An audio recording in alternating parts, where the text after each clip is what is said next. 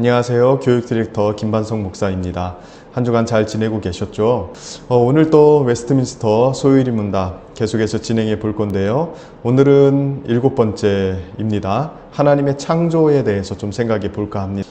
저는 매주마다 아이들에게 웨스트민스터 소요일의 문답을 가르치고 있습니다. 제가 여러분들에게 제공하고 있는 이 화면에 나오는 이 강의 내용을 가지고 그대로 하는데요.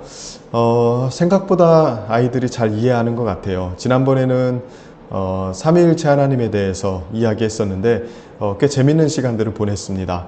우리 부모님들께서 이 내용들을 잘 숙지하시고 정식으로 가르치기 어렵다면 이러한 내용들을 가지고 이야기도 해주시고 설명도 해주시면 아이들에게 많은 도움이 될 것 같습니다. 아이들은 어려서 교리를 이해하지 못할 것이라는 생각은 저는 편견에 불과하다고 생각합니다. 조금만 우리가 신경 쓰고 노력하면 아이들은 믿음으로 이 내용들을 받아들이고 이해하게 될 것입니다. 그러므로 조금 더 힘을 내어서 웨스트민스터 소요일의 문답을 잘 숙지하시고 가르치시는 우리 부모님들 되기를 바랍니다.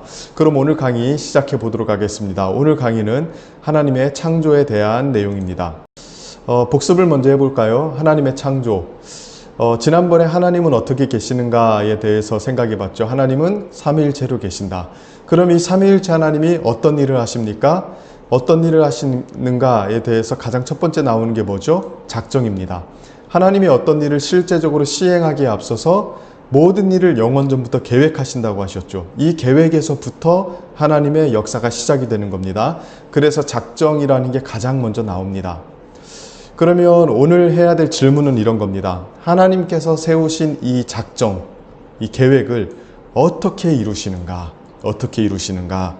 소요일의 문답은 이렇게 대답하고 있습니다. 8문을 먼저 보시면 하나님은 자신의 작정을 어떻게 이루십니까? 이 작정이라는 것은 하나님께서 영원전부터 세우셨던 거죠. 이 영원전부터 세우신 것을 이제 시간 속에서 실현해 내셔야 되는데 어떻게 실현해 내시는가? 두 가지를 통해서 하십니다. 답을 한번 같이 읽어볼까요? 하나님은 자신의 작정을 창조와 섭리를 통해 이루십니다.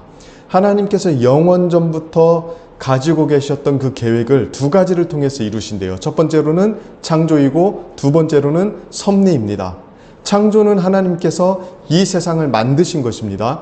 그러니까 하나님의 계획을 이 세상 속에 실현시키려면 이 세상이 존재해야겠죠. 그래서 작정을 실행시키시는 데 있어서 가장 먼저 창조가 나오는 겁니다. 존재하지 않으면 이루어 나갈 수가 없으니까요. 그리고 섭리라는 것은 하나님이 만드신 이 창조 세계를 어떻게 다루어 나가시는가 하는 게 섭리입니다. 그래서 하나님은 자신의 작정을 창조와 섭리를 통해서 이루십니다. 그러면 이 창조와 섭리 중에 오늘은 창조를 먼저 조금 생각해 볼까 합니다. 소요일의 문답 9번에 보면 창조란 무엇입니까? 를 물어봅니다. 답을 한번 읽어볼까요? 창조의 일은 하나님께서 모든 것을 무로부터 만드신 것인데 그의 능력의 말씀으로 6일 동안 만드셨고 모든 것이 매우 좋았습니다. 이렇게 되어 있습니다. 창조에 대해서 창세기 1장에서 혹은 2장까지죠. 2장까지에서 여러 가지 내용을 이야기하는데 그 내용을 요약하면 이렇습니다. 하나님께서 모든 걸 만드셨고요. 무로부터 만드셨고요. 말씀으로 6일 동안 만들었는데 모든 것이 좋았다는 것입니다. 이 내용을 이렇게 한번 정리해 보죠. 하나님이 영원하신 작정을 가지고 계시는데 작정을 실행하신다. 두 가지로 창조와 섭리를 실행하시는데 이 창조란 뭐냐? 창조란 하나님이 모든 것을 무로부터 아무것도 없는 것에서부터 만드셨다는 것인데 하나님이 만드신 것은 그의 능력의 말씀으로 만드셨고 6일 동안 만드셨으며 모든 것이 좋았다는 것입니다. 그래서 오늘은 창조에 대해서 생각해 볼 때에 이 네 가지 모든 것을 무로부터 만드셨다는 것, 그리고 능력의 말씀으로 만드셨다는 것, 6일 동안 만드셨다는 것, 모든 것이 좋았다는 것, 이 네 가지를 중심적으로 생각해 볼까 합니다. 먼저 하나님이 이 세상을 만드셨는데 어떻게 만드셨다? 무로부터 만드셨다. 아무것도 없는 가운데 만드셨다는 것입니다. 이 무로부터 만들었다는 것은 이러한 질문과 관련되어 있습니다. 세상은 무엇으로부터 나타나게 되었는가?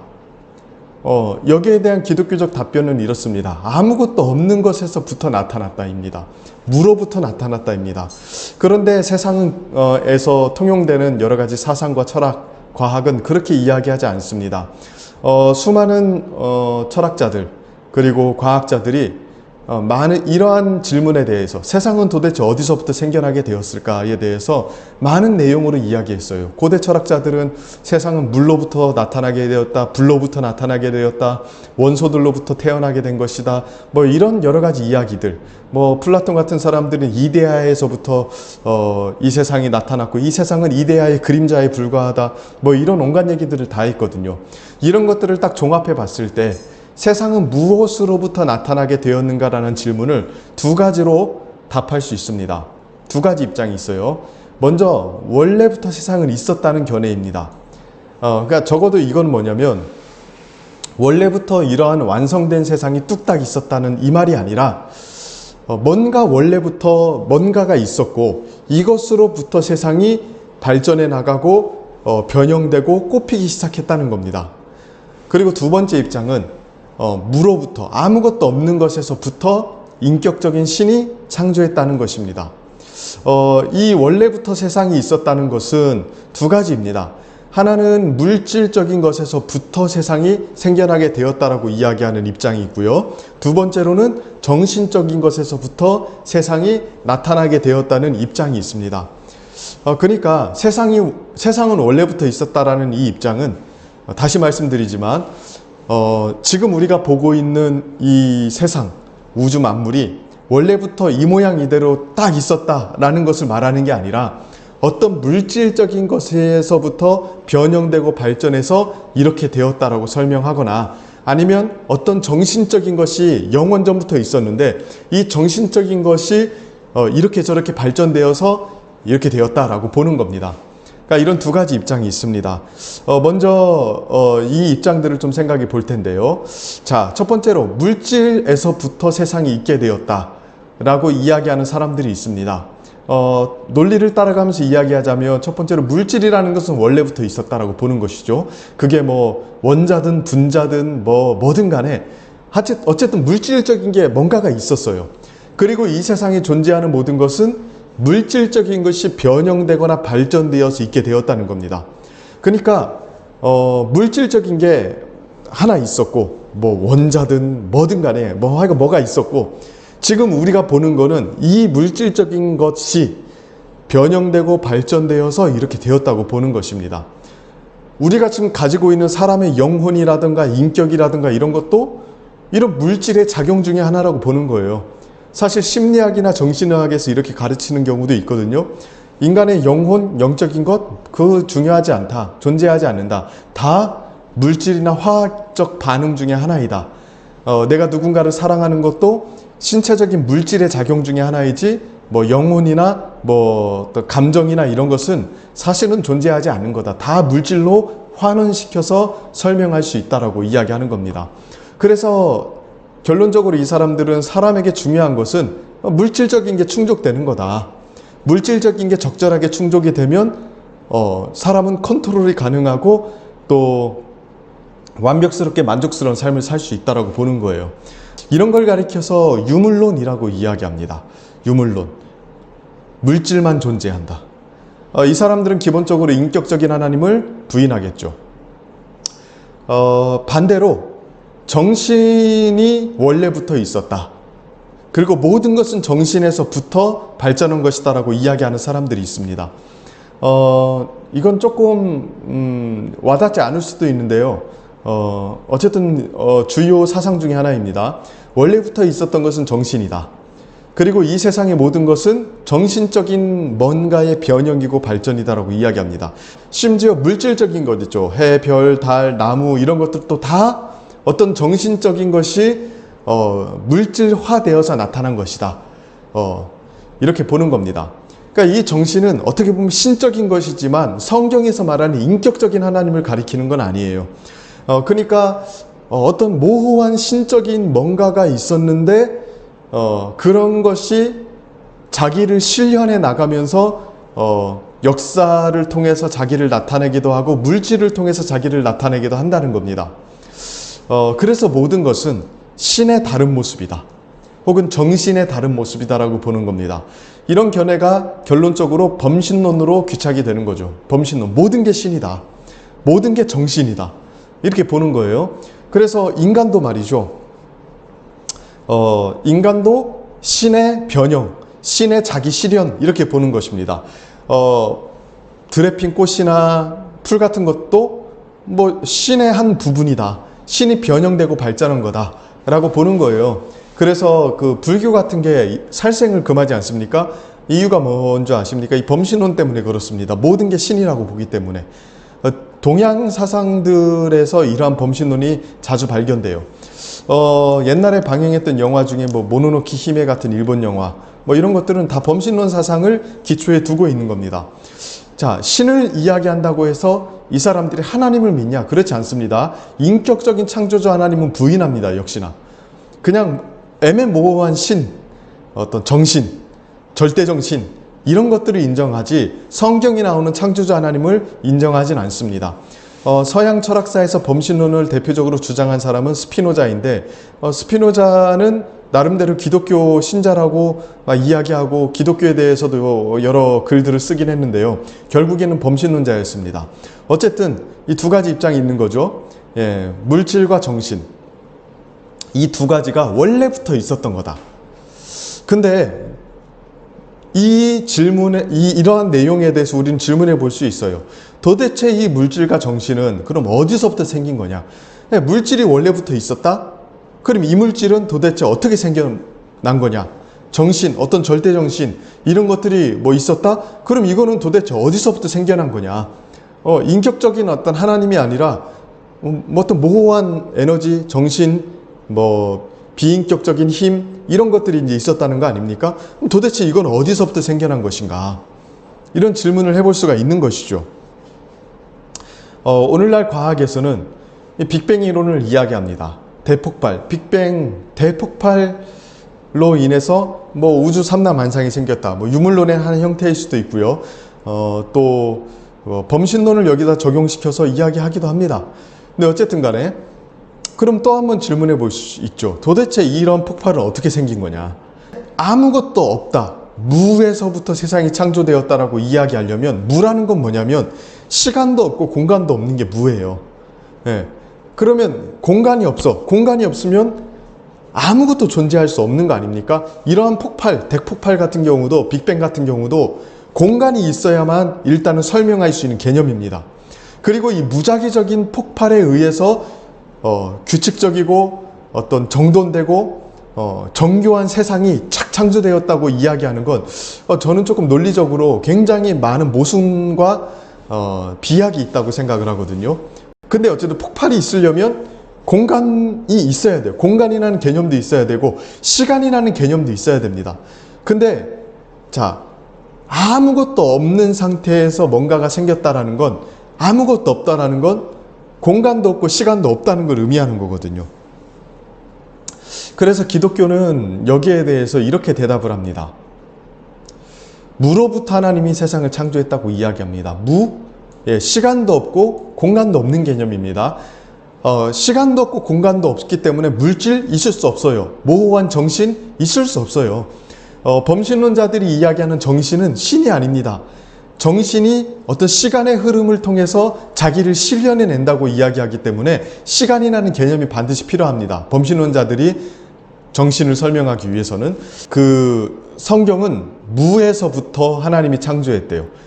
그러니까 세상이 존재하기 전에는 시간도 없고 공간도 없어요. 아무것도 존재하지 않았답니다. 오직 하나님만 계셨다고 이야기합니다. 하나님은요, 시간도 없이 존재할 수 있고 심지어 공간이 없어도 존재할 수 있는 분이에요. 그래서 시간과 공간을 초월해서 존재하는 분 아닙니까? 이러한 하나님의 존재성을 가리켜서 영원성이라고 이야기합니다. 하나님 영원하신 분입니다라고 이야기할 때 우리는 하나님이 무한한 시간의 연장 속에서 사신다라는 생각을 많이 해요. 그러나 그렇지 않아요. 영원이라는 개념은 시간도 없고 공간도 없는 개념이에요. 하나님만 계실 수 있는 어떤 차원이죠. 이 하나님이 시간도 만드시고 공간도 만드시고 그 공간과 시간 안에 들어갈 모든 삼라만상을 창조했다라고 보고 있는 것입니다. 그래서 이 두 가지 입장이 있는데 여러분들은 이 둘 중에 어떤 것을 선택하실 겁니까? 사실 우리는 이 물질과 정신이 원래부터 있었고 이런 것들이 발전해서 이 세상이 짠하고 나타나게 된 거다라고 이야기하는 걸 과학적이라고 생각을 합니다. 그러나 여러분 실제로 그렇지 않습니다. 제가 여기에 지금 믿을 것인가라고 이야기했죠. 이 유물론이나 범신론과 같은 혹은 빅뱅 이론과 같은 혹은 여기에 딸려있는 뭐 진화론 이런 것을 과학적으로 완벽하게 설명할 수 있는 내용들이 아닙니다. 여기에도 믿어야만 되는 내용이 반드시 존재합니다. 예를 들어서 빅뱅, 대폭발에 의해서 그 무작위적이고 파괴적인 폭발에 의해서 인격적이고 정돈되고 질서로운 게 탄생될 수 있다. 이거는 철학적으로 논리적으로 모순된 개념 아닙니까? 이거를 받아들이려면 사실은 믿음이 필요해요. 그리고 무로부터 하나님이 천지를 창조하셨다. 이것도 믿음이 필요합니다. 그러나 맹종을 강요하는 내용은 아니에요. 왜? 하나님이 천지를 창조하신 이러한 내용도 과학에 의해서 증명되시는 부분들이 굉장히 많이 있거든요. 그래서 저는 이 두 가지 내용이 결국에는 뭐가 더 과학적이냐 이런 문제가 아니라 무엇을 믿을 것인가에 관련된 내용이라고 생각을 하고 이 둘 중에 무엇을 선택하느냐에 따라서 그 사람의 삶과 인생이 굉장히 많이 달라질 것이라고 생각을 합니다. 먼저 보실까요? 자, 물질과 정신, 원래부터 뭔가가 있었다라고 믿는 사람들은 이렇게 살아갑니다. 먼저 인격적인 하나님을 당연히 거부하죠. 인격적인 하나님이 세상을 창조한 게 아니라 이 세상이라는 것은 어떤 정신에 의해서 혹은 물질에 의해서 그것이 변형되고 발전되는 과정 속에서 나타난 것입니다. 근데 어떤 목적이 없어요. 그러다 보니까 이 세상이 발전하고 혹은 퇴보하고 뭐 고난이 오고 여러 가지 이 세상이 진행되는 모든 것에 의미를 부여할 수가 없는 겁니다. 다 우연에 의해서 일어나는 거예요. 우연에 의해서 일어나다 보니까 모든 게 다 상대적이죠. 절대적인 뭔가가 없어요. 왜? 다 우연에 의해서 일어난다고 보기 때문에. 어쩌다가 일어나는 거라고 보기 때문에 거기에는 의미를 부여할 수 없어요. 모든 게 다 상대적입니다. 그러다 보면 허무하죠. 허무함을 달래기 위해서 쾌락을 추구해요. 그러니까 이러한 어떤 철학적 사조와 어떤 설명들, 세상의 근원에 대한 설명은 결론적으로는 허무주의와 쾌락주의로 나아갈 수밖에 없어요. 오늘날 세상을 보십시오. 창조주를 잃어버린 사람들이 계속해서 쾌락에 목말라하고 허무함에 시달리면서 살아가는 이유는 인격적인 하나님을 거부하고 인격적인 분이 세상을 창조했다고 보지 않기 때문에 목적도 없어요. 의미도 없어요. 모든 게 상대적이에요. 그러다 보니까 인생 허무하다. 이렇게 살아서 무슨 의미가 있겠나. 그냥 미친 듯이 쾌락을 추구하며 살던가 아니면 허무한 인생 일찌감치 종결시키는 게 합리적인 것 아닌가라는 생각들을 하게 되는 겁니다. 그러니까 이러한 것들을 믿고 살아간다면 우리 인생은 쾌락주의나 허무주의에 빠질 수밖에 없다는 것입니다. 그러나 두 번째로 만약에 무로부터 하나님이 세상을 창조하셨다라고 믿는다면 그 사람의 삶은 좀 달라집니다. 먼저 인격적인 하나님을 인정하죠. 인격적인 하나님은 계획하시는 분이에요. 지정의가 있다는 것은 뭔가를 계획하는 방향으로 이 지정의를 활용한다는 의미라고 제가 한번 말씀드린 적이 있는데 하나님이 인격적인 분이시기 때문에 세상을 만드셨을 때 마구잡이로 만들지 않았어요. 어떤 계획을 가지고 만드셨습니다. 계획을 가지고 만드셨기 때문에 그 세상에는 의미라는 게 있어요. 의미가 있다면 상대적인 투성이 아니라 진리가 있습니다. 진리가 있으면 가치 있는 게 있을 수밖에 없고요. 그 가치를 따라서 삶의 방향을 결정지을 수 있고 그런 가치를 따라 살아가는 삶은 존엄한 삶이 되는 것입니다. 그러니까 완전히 다르지 않습니까? 창조주 하나님을 인정하냐 인정하지 않느냐의 문제는 그냥 개인적인 기호의 문제가 아닙니다. 인생의 방향과 질과 어떤 그 뿌리에 해당하는 그 근본적인 영역들을 송두리째 바꿔놓을 수 있는 문제이기도 합니다. 그렇기 때문에 여러분들은 무엇을 믿을 것인가 신중하게 결정하셔야 되고, 또 우리 아이들에게 창조주 하나님이 계시고 창조주 하나님이 나를 만드셨고 계획하에 만드셨기 때문에 내 인생은 의미 있으며, 의미가 있는 인생을 찾기 위해서 진리를 추구해야 되며, 진리를 따를 때 가치 있는 인생이 되고, 가치를 따라 살아갈 때 존엄한 인생이 된다는 사실을 아이들에게 가르칠 수 있어야 돼요. 안 그러면요 그냥 무의미하다고 생각하고 쾌락을 쫓아 살아가는 거예요. 자, 그렇다면 이제 그 다음 내용을 좀 생각해 볼까요? 하나님께서 모든 것을 무로부터 만드셨다. 무로부터 만드셨는데 어떻게 만드셨냐? 가장 먼저는 그의 능력의 말씀으로 만드셨어요. 자, 창세기 1장을 보면 하나님이 세상을 창조하시는 내용들이 나오는데 이렇게 말합니다. 하나님이 이르시되 빛이 있으라 하시니 있었고, 빛이 있었고, 또 묻이 드러나라 하시니 그대로 되니라. 열매 맺는 나무를 내라 하시니 그대로 되었다. 땅을 비추라 하시니 그대로 되었다. 또 말씀하시니 그대로 되었다라고 이야기합니다. 그러니까 하나님이 하신 말씀이 뭐가 되었어요? 존재화되어서 나타난다고요. 그러니까 능력의 말씀으로 만드셨다는 것은 그냥 하나님이 말씀하신 게 존재가 되었다는 의미입니다. 1차적으로요. 세상이 어떻게 만들어졌냐? 뭐 유물론 혹은 뭐 범신론처럼 원래 뭔가가 있어서 그게 발전하고 변형되어서 나타난 게 아니라 전능하신 하나님이 있으라고 하시니 하신 말씀이 존재화되어서 나타난 것입니다. 예, 존재화되어서 나타난 것입니다. 그러나 그의 능력의 말씀으로 만드셨다는 이 내용은 이것만을 의미하지 않습니다. 조금 더 어려운 개념을 함축하고 있는데요. 이런 겁니다. 자, 성부, 성자, 성령 이 삼위일체 하나님이 영원 전부터 계셨죠. 근데 자, 요한복음 1장 1절에 보면 이렇게 말씀하세요. 태초에 말씀이 계시니라. 이 말씀이 하나님과 함께 계셨으니 이 말씀은 곧 뭐다? 하나님이시다라고 이야기합니다. 자, 이 말씀은 1차적으로 성자 예수님을 가리키는데 성자 예수님이 뭐라고 이야기합니까? 하나님의 말씀이라고 이야기합니다. 하나님의 말씀. 그래서 어거스틴 같은 사람은 이 요한복음 1장 1절의 근거에서 뭐라고 이야기하냐면, 하나님이 말씀으로 세상을 창조하셨다는 것은 단순히 뱉은 말씀이 존재화되어서 나타난 것을 의미하는 것뿐만이 아니라 성자 예수 그리스도를 통해서 세상을 창조하셨다는 것을 의미하는 거다라고 이야기합니다. 성부 하나님이 세상을 창조하는데 성자 예수님을 통해서 성령의 능력으로 세상을 창조하셨다는 겁니다.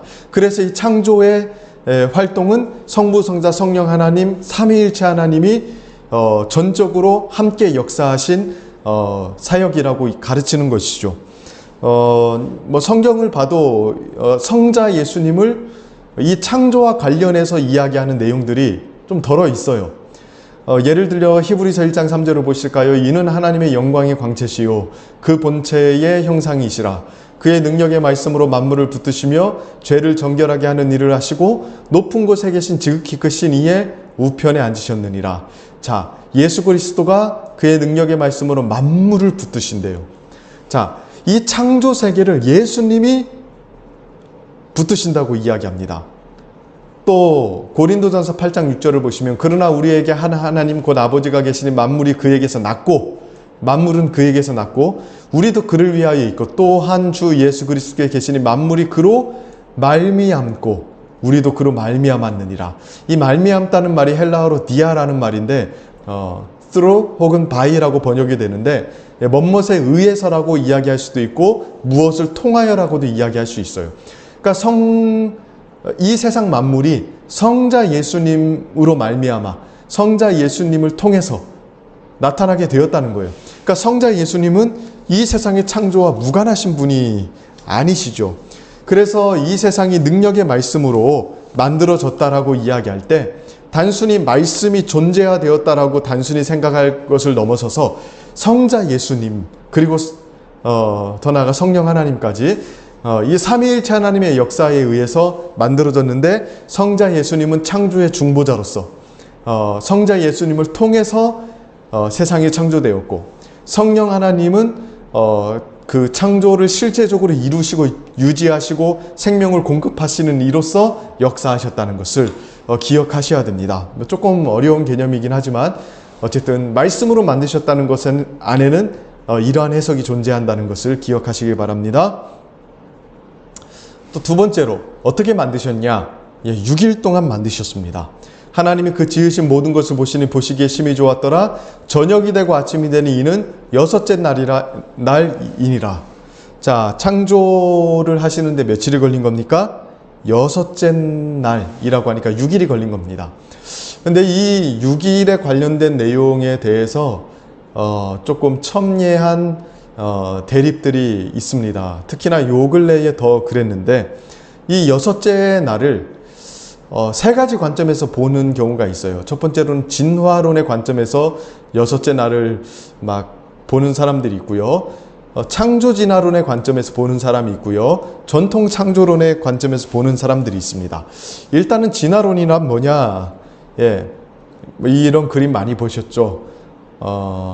어떠한 그 단세포 생물 뭐 이런 것에서부터 출발을 해서 생물이 자연 선택과 적자 생존의 원리에 의해서 계속해서 이렇게 발전해 나와서 결국 이런 고등 생물들이 나타나게 되었다는 걸 의미하는 게 진화론 아닙니까? 그래서 자연에 적응한 그 능력 있는 어떤 개체들이 생존했다. 사람도 점점점 원숭이에서 인간으로 진화되었다라고 보는 게 진화론입니다. 사실 조금 더 복잡한 내용인데, 근데 이 진화론의 맹점이 있죠. 이 처음 시점에는 뭐가 있었을까? 원숭이에서부터 사람이 되었다? 그럼 원숭이는 어떻게 생겨났냐? 뭐 단세포 생물에서부터 이런 다양한 분화가 일어났다? 그럼 이 단세포 생물은 어떻게 생겨났냐? 시간도 공간도 없는 무의 상태에서부터 시작한 게 아니라 뭔가가 이미 존재한다라는 것에서부터 시작을 하니까 이건 역시 이제 유물론이죠. 근데 이제 이 진화론을 성경에 조금 끼워 맞추는 사람들이 있었어요. 이게 뭐냐? 창조 진화론인데, 창조 진화론자들은 창조론과 진화론을 좀 섞어가지고 설명을 합니다. 어떻게 설명을 하냐? 하나님이 창조했대요. 진화론은 여기에 뭐가 있는지 설명할 수 없잖아요. 근데 창조 진화론자들은 여기에 하나님의 창조를 둡니다. 하나님께서 단세포 생물이든 뭐든 창조하셨다. 그리고 이 진화의 방법으로 하나님이 창조를 완성하셨다고 봅니다. 진화의 방법으로. 그러면 6일 동안에 창조했다고 했잖아요. 6일 동안의 창조는 좀 말이 안 되는 거죠. 왜? 진화론에 따르면 지구의 나이가 엄청 오래되었거든요. 52억 년인가요? 뭐 50억 년 이상 됐다고 이야기하는데, 자, 진화가 이루어지려면 굉장히 오랜 시간이 걸려요. 6일 동안에 진화가 이루어질 수 없잖아요. 그래서 이 6일을 수십억 년이라고 해석을 하는 겁니다. 해석을 하는 거예요. 창세기 1장의 이 기간이 6일 만에 딱 끝난 게 아니라 오랜 기간 동안 진화의 기간을 가리키는 거다라고 이야기를 한다고 말하고 있습니다. 그래서 이 날이라는 말이 조금 이따 설명하겠지만, 날이라는 말이 단순히 24시간을 의미하는 게 아니다라고 이야기합니다. 그리고 마지막으로 전통 창조론은 아주 뭐 깔끔하게 이야기하죠. 6일 동안 하나님이 창조하셨는데 성경에 나온 대로 이렇게 빛, 뭐 궁창, 물 나누시고 바다와 땅을 분리하시고 그 땅에 이러한 것들을 맺게 하시고 하늘에 광명체들을 두시고 바다에 하늘에 짐승들을 만드시고 땅에 가축과 사람을 만드셨다. 이게 다 6일 동안에 일어난 일이다라고 이야기하는 겁니다. 사실은 진화론은 우리가 뭐 배제하고서 현재 굉장히 첨예하게 대립되는 내용이 뭐냐면 창조 진화론과 그 전통 창조론입니다. 창조 진화론을 뭐 유신 진화론이라고도 이야기합니다. 어쨌든 간에 진화를 인정하는 창조론이죠. 여기에 쟁점은 뭐냐면 이 욤이라는 단어예요. 이 욤이라는 단어가 날이라는 단어거든요. 6일 할 때 그 일자, 날일자가 히브리어로 욤입니다. 근데 욤은 히브리어로 일정 기간을 나타내는 단어예요. 그래서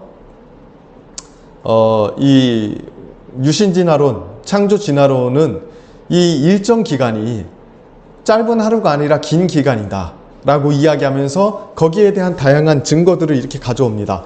방사선 동위원소, 이 과학적으로 입증됐지 않냐. 방사선 동위원소를 따져보면 지구의 나이가 45억 년 정도 된다. 이거는 과학적인 거니까 그냥 너무 쉽게 무시하지 마라, 창조론자들아. 이렇게 이야기하는 거고, 창조론자들은 이 일정 기간을 하루라고 봅니다. 하루.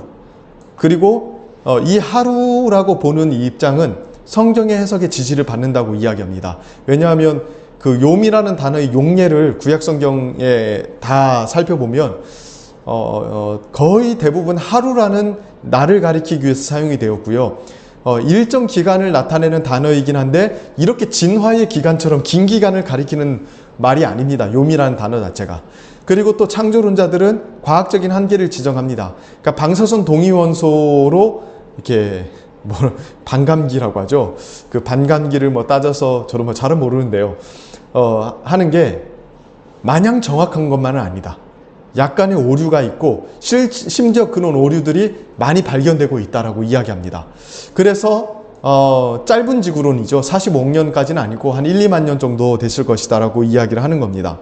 저는 개인적으로 욤이라는 단어가 짧은 기간을 가리키는 단어로 해석하는 게 맞다고 생각을 해요. 왜? 일단 창세기 1장에 저녁이 되고 아침이 되니라고 이야기하잖아요. 이거는 하루의 순환을 가리키는 표현이거든요. 근데 많은 사람들이 창조 진화론을 주장하는 많은 사람들은 그게 그냥 문학적인 표현이다라고 이야기하거든요. 성경은 과학책이 아니라 문학책이다라고 이야기해요. 완전히 잘못된 표현입니다. 성경이 과학책은 아닙니다. 그러나 문학책도 아닙니다. 문학적 성격을 가지고 있는 건 맞아요. 근데 문학책, 허구적인 내용을 기록한 문학책이 아니에요. 그리고 성경은 문학적 성격을 가지고 있다 하더라도 진실한 내용을 담고 있습니다. 그렇기 때문에 아무리 문학적이다 하더라도 이 하루와 수십억 년을 이렇게 바꿔서 본다는 건 너무 좀 비약이 심한 건 아닌가라는 생각이 일단 들고요. 그래서 저녁이 되고 아침이 되고 라는 이 표현 자체가 일단은 하루의 개념을 가지고 있다라고 저는 생각을 합니다. 어떤 사람들은 뭐 저녁 아침 이 개념이 사일제 있죠. 사일제. 그러니까 발광체, 광명체들이 해, 달, 별이 창조되었을 때부터 나타나는 개념 아니냐라고 이야기하지만 그렇지 않아요. 첫째 날부터 이미 그 빛과 어둠을 나누시고 빛과 어둠에 따라 빛을 낮이라 칭하고 어둠을 밤이라 칭한다고 이야기합니다. 그러니까 해, 달, 별이 없어도 이미 낮과 밤의 개념이 있었어요. 그러니까 단순히 성경을 문학책으로만 보는 건 조금 문제가 있다라고 생각을 하고, 저는 하나님의 능력이면 하루 만에 6일 만에 이 세상을 창조하는 게 가능하다고 생각을 합니다. 그리고 과학과 부조화되는 이유는 성경에 문제가 있어서가 아니라 과학이 조금 더 정교하게 발전하지 못해서라고 생각합니다. 만약에 과학이 충분하게 발전하고 완벽하게 발전하면 성경과 모순되지 않을 거라고 저는 생각해요. 과학을 무시하지 않습니다. 그러나 과학이 바이블은 아니다 라고 생각을 합니다. 네, 어쨌든 그렇습니다. 마지막 세 번째, 하나님이 창조하셨는데 창조하신 것이 다 보기에 좋았다. 다 나오죠. 1장 4절 보시기 좋았더라. 1장 10절 보시기 좋았더라. 1장 12절 보시기 좋았더라. 1장 18절 보시기 좋았더라. 네. 1장 21절 하나님이 보시기 좋았더라. 25절도 보시기 좋았더라. 31절도 보시기에 심히 좋았더라 라고 이야기합니다. 하나님이 만드신 모든 것이 좋았대요. 누가 보시기에? 하나님이 보시기에. 하나님이 만들어 놓고 하나님의 목적에 완벽하게 부합하는 세상이었기 때문에 만족스러웠던 거예요. 그래서 모든 것을 하나님은 선하게 창조하셨습니다. 디모데전서 4장 4절 5절 보면 이렇게 이야기해요. 하나님께서 지으신 모든 것이 선함에 감사함으로 받으면 버릴 게 없다. 버릴 게 없다. 그러니까 어떻게 보면 성경은 금욕주의를 반대합니다. 왜? 하나님이 모든 걸 선하게 만드셨기 때문에 물질 그 자체로는 악한 게 없다라고 봅니다. 어떻게 보면 성경적 신앙은 물질적이고 육체적인 것을 인정하는 거의 유일한 종교일 거예요. 거의 대부분의 종교들은 육체는 악하고 정신은 선한 것, 이런 식으로 생각을 합니다. 육체를 죽여야 된다고 이야기합니다. 그러나 기독교는 그렇지 않아요. 하나님이 창조하신 세상은 선하다. 물질은 선하다. 악용될 수 있지만 그 본질은 선하다라고 봅니다. 그리고 감사한 마음으로 받으면 버릴 것이 없다라고 이야기합니다. 우리는 하나님이 베풀어 주신 것이 선하다고 여기며 선용할 수 있어야 됩니다. 그러나 주의해야 될 것은 있어요. 뭐라고 이야기하냐면 디모데전서 6장 17절 보면 정함이 없는 재물에 소망을 두지 말고 오직 우리에게 모든 것을 후히 주사 누리게 하시는 하나님께 두라라고 이야기합니다. 그러니까 무슨 얘기냐면 하나님이 주신 것들은 마음껏 누려야 되지만 또 한편으로는 정함이 없는 재물에 소망을 두면 안 된다고 이야기를 해요. 자, 이게 아까 얘기했던 거랑 좀 다른데요 라고 생각할 수도 있습니다. 왜냐하면 아까는 하나님이 베풀어 주신 건 마음껏 누려도 되고 하나님이 주신 것들은 다 선하다고 이야기하지 않았습니까? 그러면 이 세상의 재물도 마음껏 누리면 되겠네요 라고 이야기할 수 있잖아요. 근데 성경은 한편으로는 재물에 소망을 두지 말라고 이야기합니다. 이 말은 뭐냐면 재물, 이 세상에 속한 것들이 악하다는 말이 아니라 거기에 소망을 두는 것, 그것이 나를 행복하게 만들어줄 수 있고 그것이 내 인생을 구원할 수 있을 것처럼 생각하는 그런 태도가 잘못되었다고 이야기하는 거예요. 우리의 소망은 모든 것을 후히 주사 누리게 하시는 하나님께 있습니다. 그러니까 재물이 있다 하더라도 재물을 누리면서 그것을 주셔서 누리게 하시는 하나님께 소망을 두어야죠. 재물에 소망을 두는 게 아니라 하나님을 제껴놓고 하나님이 베풀어 주시는 것을 소망하고 그것을 바라보면 그건 우상숭배가 되는 겁니다. 그러나 하나님이 베풀어 주시는 것을 누리면서 하나님께 소망을 두고 하나님을 누린다면 그것은 올바른 성경적인 신앙이 될 것입니다. 그래서 성경은 금욕주의와 쾌락주의 둘 다 거부합니다. 이 중간에서 죄는 금욕주의적인 태도로 거부하고 하나님과 하나님께 속한 것들은 어떻게 보면 쾌락주의적인 태도를 가지고 즐기라고 이야기합니다. 그래서 존 파이퍼 같은 경우는 기독교 쾌락주의, 희락주의를 주장하면서 하나님을 즐거워하고 기뻐하고 하나님을 쾌락하는 것은 정당하다라고까지 이야기해요. 그러나 하나님을 거역하고 떠나고자 하는 그 죄악된 것들, 이런 것들은 금욕주의적인 태도를 가지고 거부해야 된다고 이야기합니다. 그래서 모든 것이 좋았다는 이것은 우리에게 이러한 균형적인 입장을 요구하는 것이지, 마냥 세상에 있는 걸 다 거부하거나 또 동시에 마냥 세상에 있는 걸 쫓아가는 것을 추구하는 건 사실은 아니다라고 이야기하는 겁니다. 그래서 내용을 좀 정리해 볼까요? 소일문답 8문 구문을 보면 이렇게 이야기해요. 창조란 무엇입니까? 창조의 일은 하나님께서 모든 것을 무로부터 만드신 것인데 그의 능력의 말씀으로 6일 동안 만드셨고 모든 것이 매우 좋았습니다. 이것입니다. 오늘 배운 내용들 사실은 우리 아이들에게 굉장히 중요한 내용인데 제가 조금 어렵게 설명하고 또 어떻게 보면은 세상에 있는 철학이나 사상들에 대한 내용들도 좀 덜어 말씀을 드렸습니다. 어려운 내용들은 무리해서 설명하실 필요 없고요. 우리 부모님들이 잘 숙지하시면 됩니다. 네, 오늘 강의도 조금 유익이 되셨으면 좋겠습니다. 보시다가 궁금한 내용 있으면 언제든지 질문해 주시면 되겠습니다. 네, 강의 들으시느라 오늘 또 고생 많으셨습니다. 창조의 하나님을 찬양하고 하나님이 지으신 창조세계 안에서 즐거워하고 기뻐하는 한 주가 되기를 바라겠습니다. 네, 강의 들으시느라 수고하셨고요. 한 주간 평안하시기를 기도하겠습니다.